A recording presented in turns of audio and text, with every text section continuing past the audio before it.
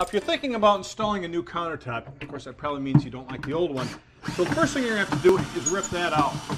It's not as easy as you might think. For instance, in this kitchen, first we have to remove these corner cabinets that sit on top of the counter. Got it? Yep.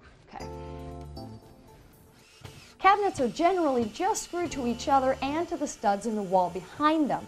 To get them down, take everything out of the cabinets, remove the doors and shelves, and remove the screws.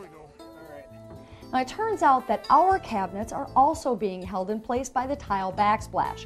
So it's taking some banging and prying to break the joint between the tile and the cabinet. Then we're able to pull it out.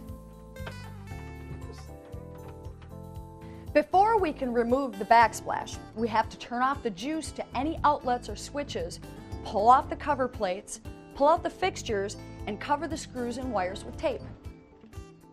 Removing tile off a drywall can be a pretty chancy operation. No matter how carefully you chisel and scrape at it, it's more than likely that you'll end up tearing up the drywall with the tiles mounted on.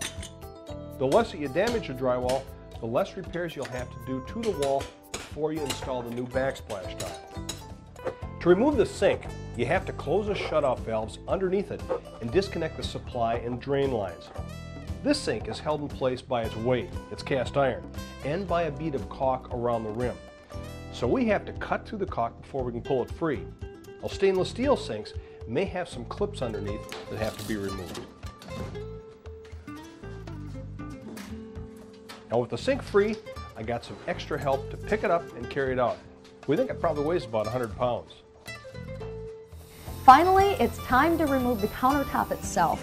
It's a big one, so we're using a reciprocating saw to cut it up into a couple of pieces. Then we use a hammer and a flat bar to pry it up from the cabinets.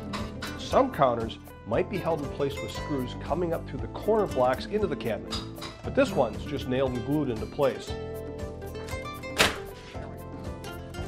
Okay, watch out. Okay. There you go.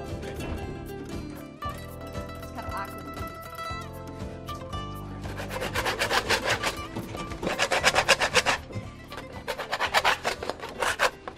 Well, now that we're done with the demolition, we're starting to prep for the tile. Now for the backsplash, we want to get all this old adhesive off and any loose pieces of drywall. We want a good solid surface for the tile. Now what you need to watch out for is if you have any large areas of white gypsum core of the drywall showing. The tile adhesive just won't stick to that very well. So if you've got that, you'll probably have to apply a skim coat of drywall mud first, or just replace the drywall altogether.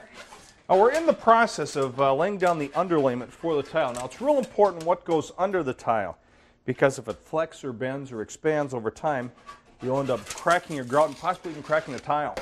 Now the best underlayment for tile, generally for do-it-yourselfers, is 3/4 inch